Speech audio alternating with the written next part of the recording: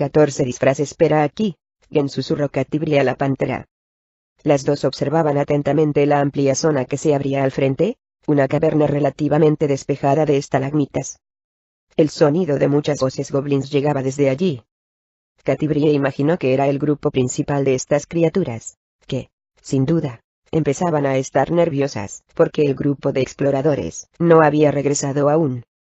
Los pocos supervivientes del enfrentamiento con la muchacha y la pantera debían de venir pisándoles los talones.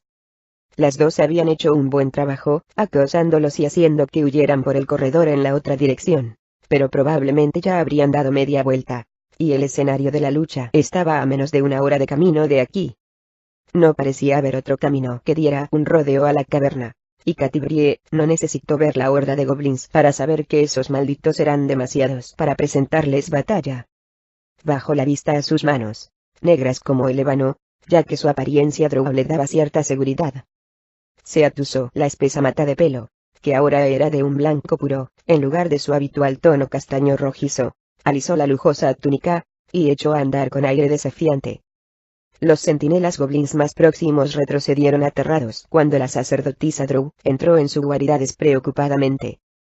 Solo el hecho de ser tantos impidió que el grupo saliera de estampía, ya que, como había imaginado Catibri, había más de un centenar de goblins acampados aquí. Se alzaron una docena de lanzas, apuntadas en su dirección, pero la joven siguió caminando con firmeza hacia el centro de la caverna. Los goblins cerraron filas a su alrededor, cortándole cualquier vía de escape. Otros se agazaparon de cara al túnel por el que Catibri había salido, por si acaso aparecían más dos. A pesar de todo, el mar de cuerpos se apartaba al paso de la inesperada visitante. La actitud envalentonada y el disfraz de Catibri habían desconcertado a las criaturas. La joven llegó al centro de la caverna, desde donde podía ver el túnel que se abría al otro lado, pero el mar de cuerpos no le abría paso con la prontitud de antes, lo cual la obligaba a caminar más despacio. Finalmente tuvo que detenerse, rodeada por un cerco de lanzas que la apuntaban desde todas las direcciones. Los murmullos de los goblins retumbaban en la caverna. Segunda, Moga Moga exigió. Su dominio del lenguaje goblin era rudimentario, en el mejor de los casos, y no estaba segura de si había dicho apartaos y dejadme paso, o echad a mi madre a la cuneta. Esperaba que fuera lo primero. Mogagund, Geekik Monga Wonga. Dijo con voz áspera un corpulento goblin, casi tan grande como un hombre, que se abrió paso entre la multitud hasta situarse frente a Catibri. La joven se obligó a mantener la calma, a dominar, por un lado, el apremiante deseo de llamar a Genuibar y echar a correr, y por otro, las ganas casi irresistibles de prorrumpir en carcajadas. Este era el jefe de los goblins, evidentemente, o el chamán de la tribu, como poco. La criatura necesitaba unos cuantos consejos sobre moda. Llevaba botas negras de caña alta, como las de un noble, pero con los laterales cortados para dar espacio a sus anchos pies, semejantes a los de un pato.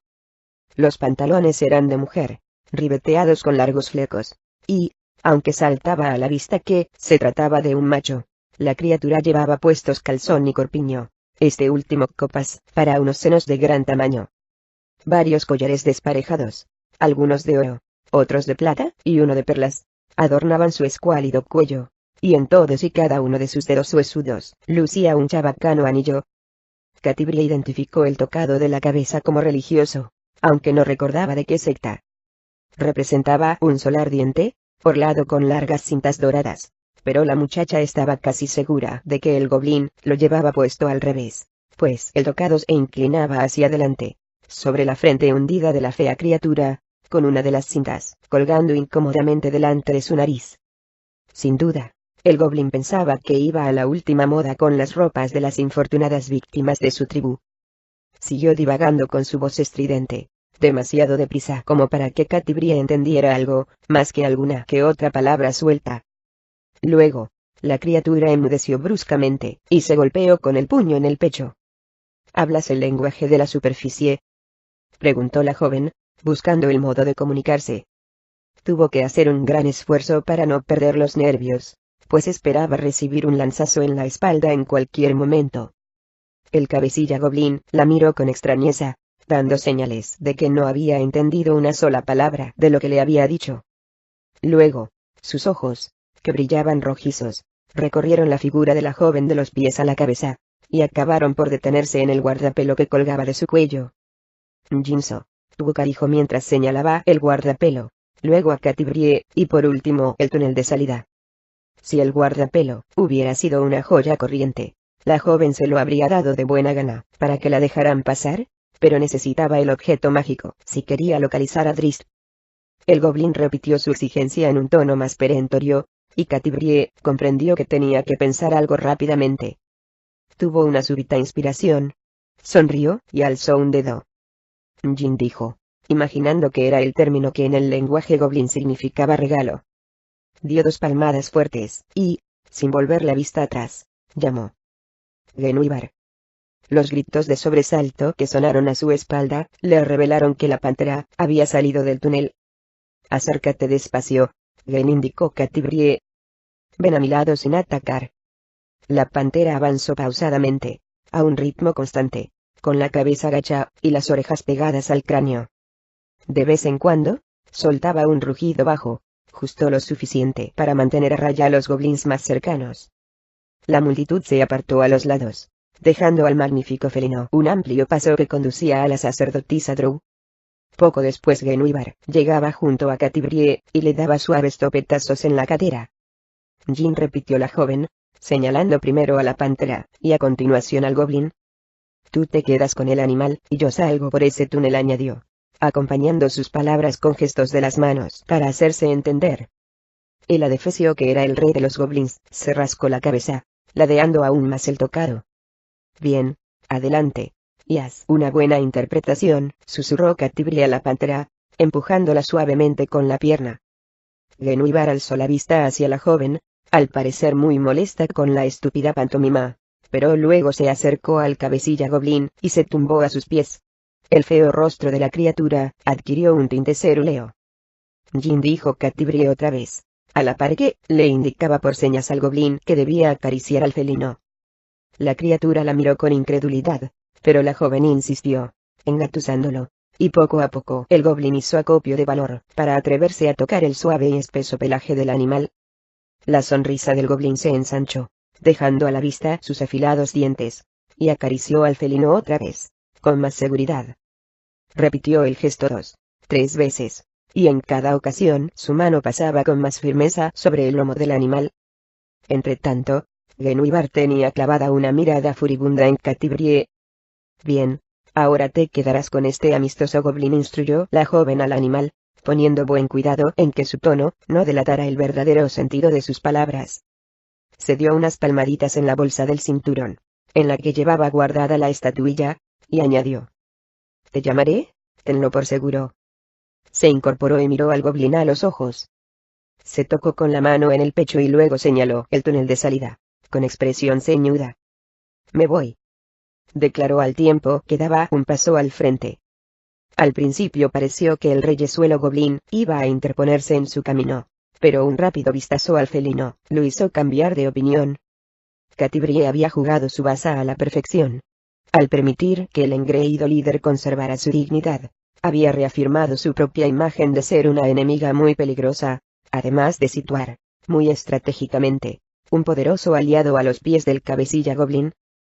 Jinso, Tuca, repitió la criatura mientras señalaba a Genuibar y al túnel de salida antes de apartarse a un lado para dejar paso a la Drow. Catibrie atravesó la caverna, y propinó una bofetada a un goblin que no se apartó de su camino con suficiente rapidez. La criatura reaccionó enarbolando su espada, pero la joven no se amilanó, y un grito del cabecilla goblin, que todavía tenía enroscada a sus tobillos a la pantera, frenó en seco el ataque de su secuaz. Catibrie se rió en su fea cara, y le mostró que llevaba empuñada una daga, una magnífica arma recamada, bajo los pliegues de su hermosa túnica. Por fin entró en el túnel, y siguió caminando pausadamente un buen trecho. Luego se detuvo, miró tras de sí, y sacó la estatuilla. En la caverna, el cabecilla goblin alardeaba de su nueva adquisición ante la tribu, explicando lo listo que era, y cómo se había aprovechado de esa estúpida hembra Drow para adueñarse de su gato. No importaba que los demás goblins hubieran presenciado toda la escena. En la cultura goblin, la historia se recreaba casi a diario. La mueca engreída del reyesuelo se desvaneció rápidamente cuando apareció a sus pies una niebla gris que envolvió a la pantera, y la forma material del animal empezó a disiparse. El goblin prorrumpió en gritos de protestas y maldiciones, y se arrodilló en el suelo para sujetar a la pantera, que desaparecía a ojos vista. Una zarpa enorme salió disparada entre las volutas grises, se cerró sobre el pescuezo del líder, y tiró de la miserable criatura hacia sí. Luego solo quedó la niebla, y el sorprendido y obtuso goblin se encontró, haciendo un viaje con la pantera al plano astral. Los otros goblins chillaron y echaron a correr en cualquier dirección, de modo que tropezaron, y se atropellaron unos a otros. Algunos pensaron ir en persecución de la mujer Drow, pero, para cuando quisieron organizarse, Catibrie se encontraba ya muy lejos, corriendo a toda velocidad por el corredor, y felicitándose por ser una chica tan lista. Los túneles le resultaban familiares. Demasiado familiares. ¿Cuántas veces un Drizzt Do'Urden más joven había recorrido estos mismos caminos, por lo general actuando como avanzadilla de una patrulla Drow? Más tarde, Genuibar lo había acompañado. Ahora estaba solo. Cojeaba ligeramente, ya que una de sus rodillas estaba debilitada todavía por el impacto del Nuker. Sin embargo, no quiso utilizar aquello como excusa para retrasar su marcha de Blindenstone. Sabía que el tiempo apremiaba, y Beluar, aunque su partida apenaba al capataz, no había discutido la decisión de Drizzt de ponerse en camino. Este detalle confirmó al Drow su sospecha de que los demás Svirfnebles querían que abandonara la ciudad. Eso había ocurrido 2 días atrás. 2 días, y unos 80 kilómetros de marcha a través de tortuosos corredores y cavernas. Drizzt se había cruzado con los rastros de, al menos, 3 patrullas Drows, lo que constituía un número de guerreros inusualmente elevado tan lejos de Menzoberranzan. Un hecho que daba credibilidad a la manifestación de Beluar de que algo peligroso se estaba fraguando, que la reina araña estaba hambrienta. En las 3 ocasiones, Drizzt podría haber rastreado las huellas del grupo Drow e intentar unirse a él. Pensó en inventar alguna historia de que era un emisario de un comerciante de Chetnazad. Las 3 veces, a Drizzt le faltó valor para hacerlo, y continuó en dirección a Menzoberranzan, aplazando el fatídico momento de entrar en contacto con los suyos. Ahora, los túneles le eran muy conocidos, y ese momento se le echaba encima.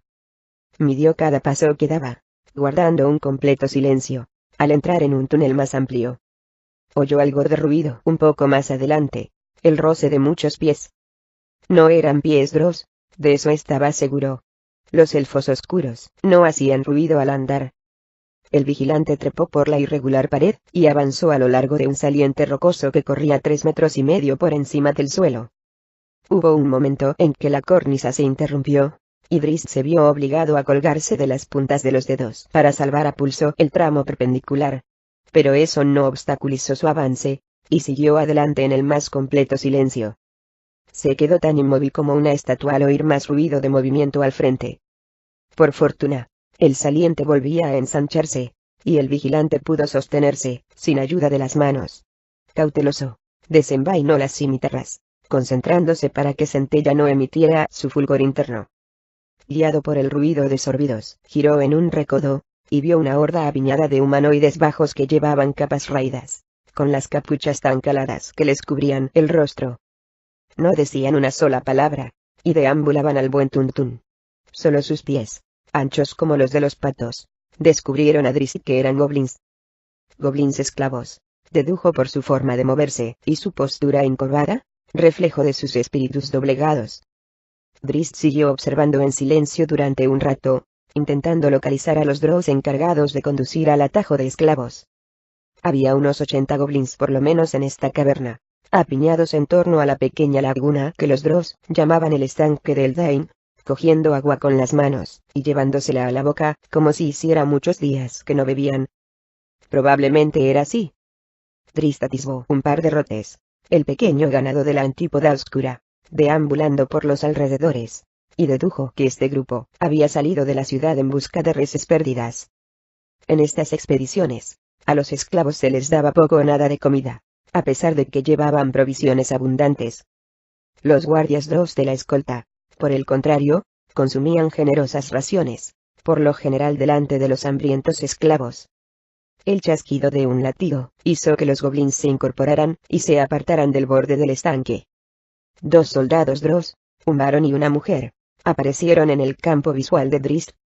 Charlaban despreocupadamente, y la mujer chasqueaba su látigo cada 2 por 3.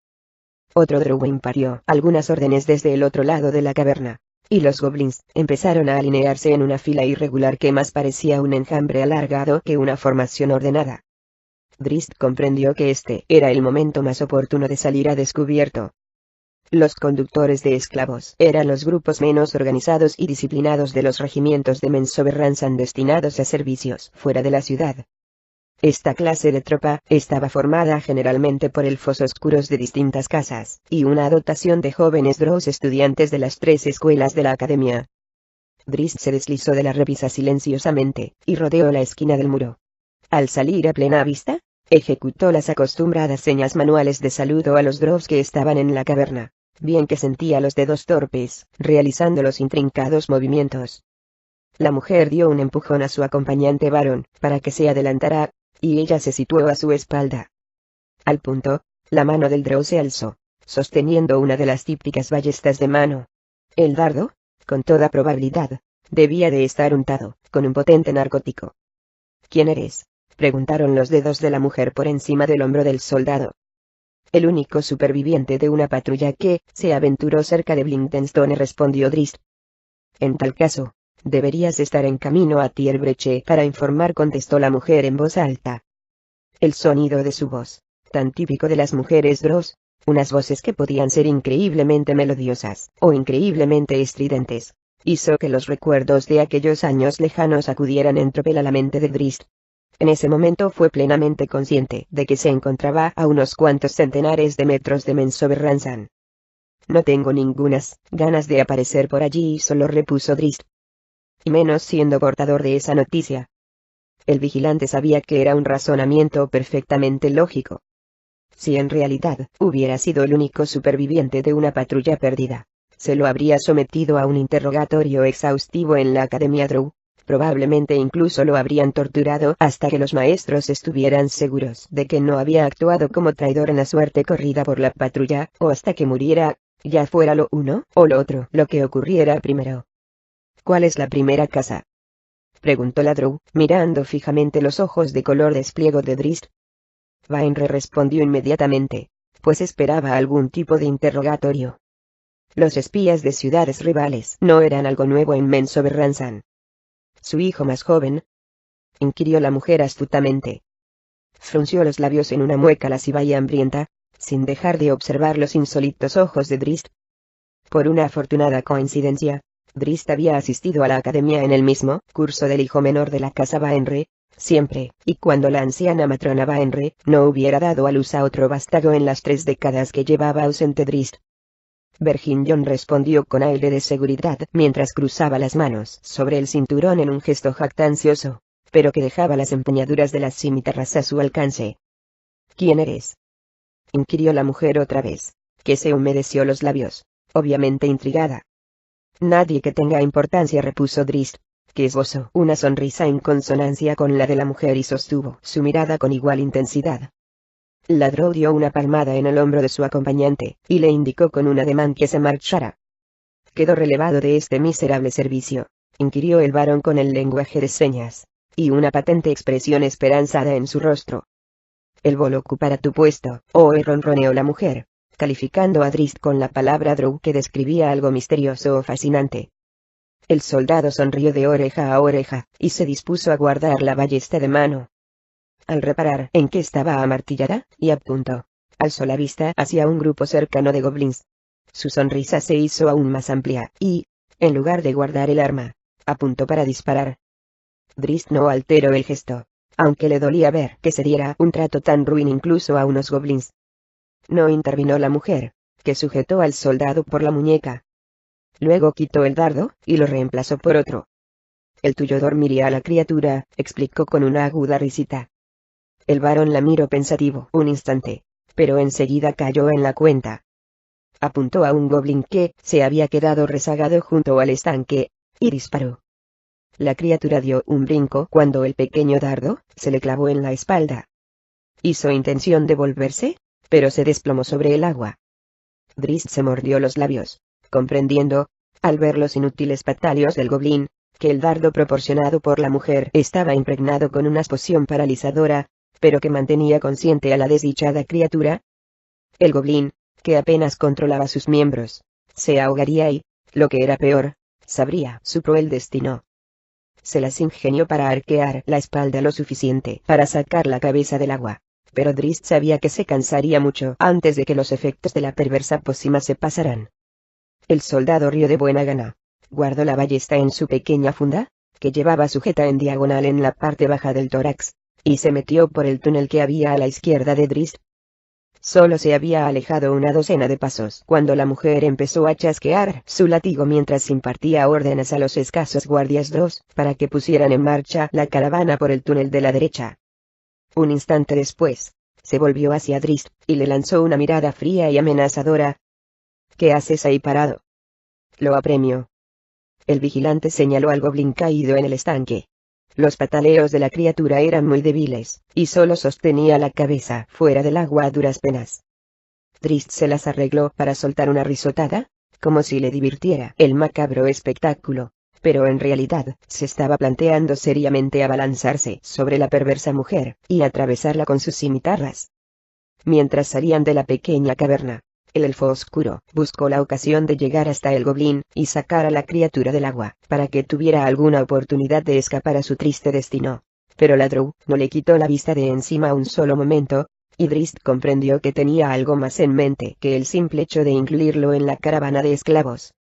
Después de todo, ¿por qué no se había marchado ella, en lugar de relevar al otro guardia, cuando el nuevo conductor de esclavos había llegado de manera tan inesperada? Los últimos chapoteos del moribundo goblín siguieron a Drizzt fuera de aquel lugar. El drow renegado tragó saliva para quitarse el amargo sabor a bilis de la boca. Por muchas veces que lo presenciara, jamás se acostumbraría a la brutalidad de su gente. Y Drizzt se alegraba de que fuera así,